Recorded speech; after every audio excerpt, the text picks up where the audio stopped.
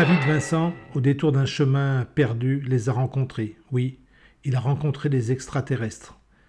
Alors ces extraterrestres, c'est un feuilleton, les envahisseurs des années 60-70. Si tu es né après cette date-là, et bien sûr que tu n'as pas connu, tu peux retrouver ça sur le net. Eh bien les envahisseurs, ils avaient l'apparence de tous les êtres humains, sauf qu'ils avaient le petit doigt raide, et c'était à ça qu'on les reconnaissait. Eh bien voilà, donc on peut croire à certaines spiritualités, on peut croire aux extraterrestres. Et si moi, je te disais que j'ai fait aussi une rencontre du troisième type, j'en ai jamais parlé, je l'évoquerai un petit peu plus tard là, dans cet audio. Pourquoi je parle de ça? C'est croire ou ne pas croire. Aujourd'hui, je te parle d'un sujet qui me tient à cœur et qui concerne la confiance en soi et des croyances qui nous animent. En fait, plus précisément, je souhaite évoquer pourquoi il est crucial de croire en soi pour créer sa petite entreprise, notamment une crêperie, qu'elle soit petite crêperie traditionnelle ou dans une remorque équipée, un food truck, ce que tu veux. Cette confiance, parfois, elle semble difficile à trouver. Alors, tandis que beaucoup d'entre nous, peut-être même toi, nous accordons une foi inébranlable en des entités telles que Dieu ou les extraterrestres, malgré leur invisibilité. Et pourtant, tu peux y croire. Dur comme fer, sans jamais en avoir eu la preuve matérielle ou ne serait-ce que visuelle. Moi, je les ai vus. Alors, l'idée de créer ta propre entreprise, la crêperie de tes rêves, est souvent accompagnée d'une multitude de doutes et d'incertitudes, et c'est normal. L'entrepreneuriat, c'est-à-dire le fait de créer son entreprise, est un voyage qui est semé d'embûches, où il est facile de se perdre dans un océan de craintes et éventuellement d'auto-questionnement du style « Est-ce que je vais avoir les épaules ? Et si je ne réussis pas ?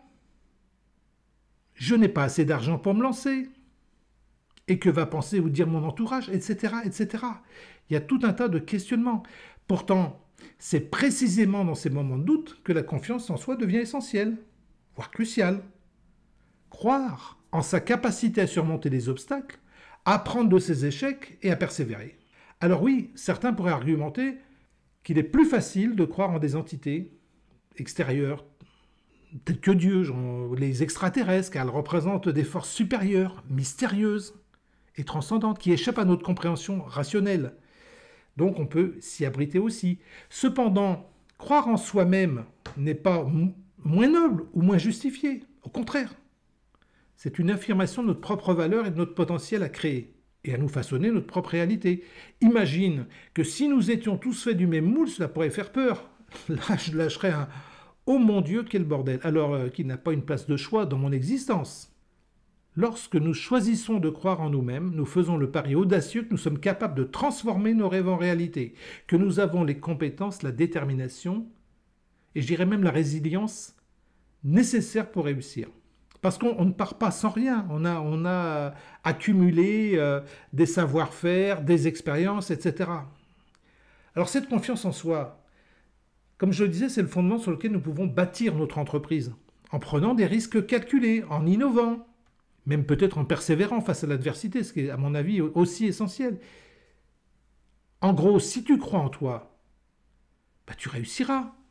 Bien sûr que croire en toi-même ne signifie pas pour autant ignorer l'importance de s'appuyer sur des réseaux externes, tels que le soutien moral de tes proches, le conseil des experts, etc., etc. À titre d'exemple, tu n'as pas besoin d'obtenir toi-même un diplôme en comptabilité pour te lancer.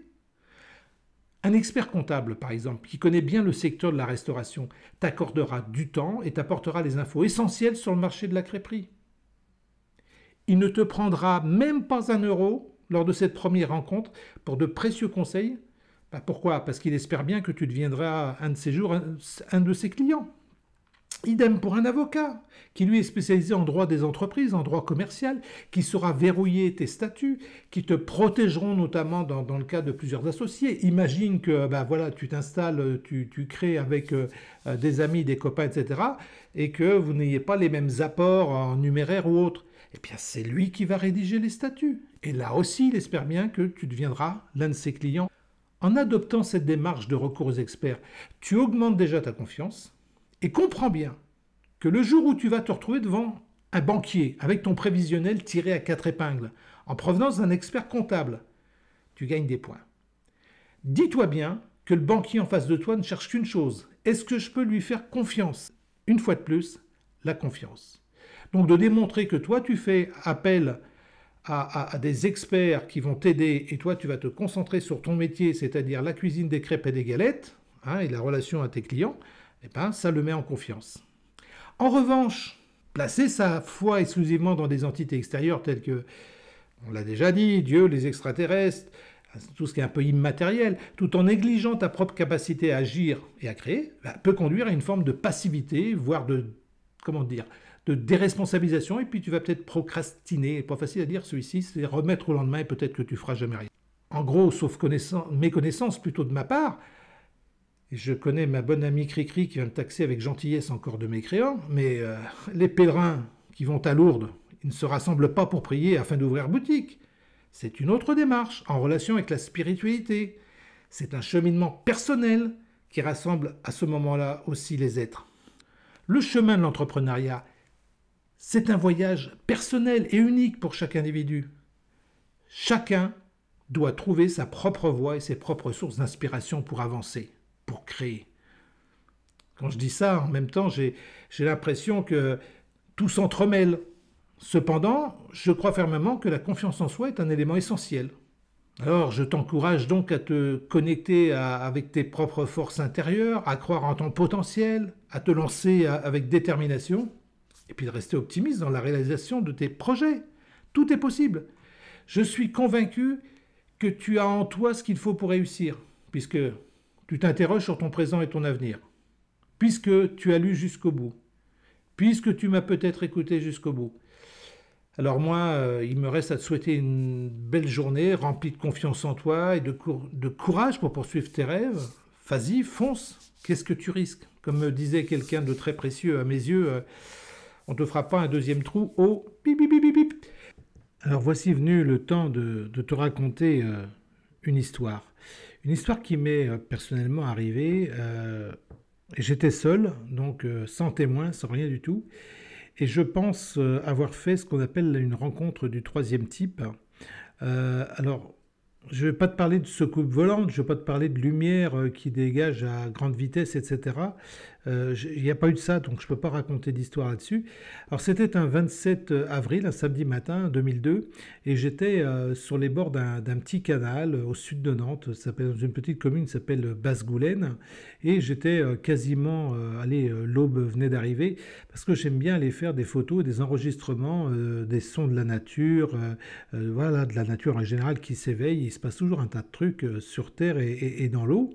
Et puis là, je suis tranquillement là, observer, voir des choses, et tout d'un coup, je vois, tout d'un coup, pas forcément, je vois un couple qui arrive à ma rencontre. Donc à ma rencontre, pas forcément, puisqu'ils sont sur un chemin de halage et moi sur l'autre.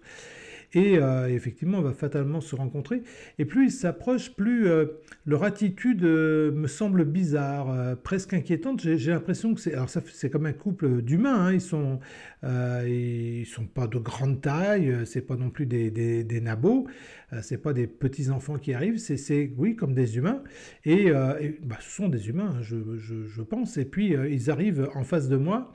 Mais je trouve bizarre, ils ont une espèce de rythme de marche quasiment un peu robotisé à l'unisson.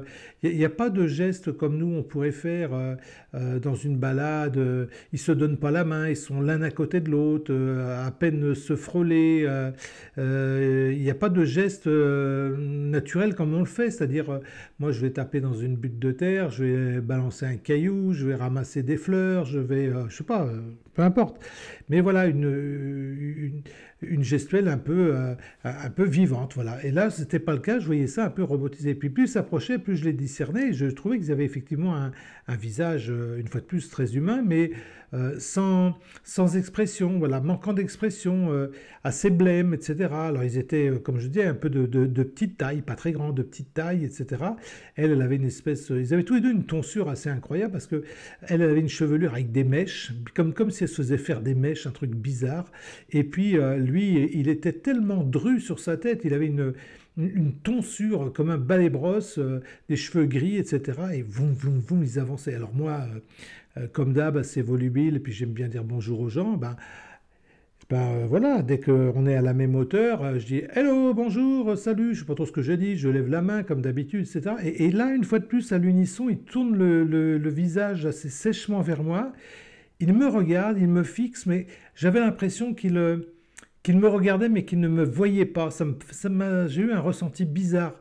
Et donc, on s'est croisés comme ça, et au même moment, je me suis dit, mais quelle bande de cons, ceux-là!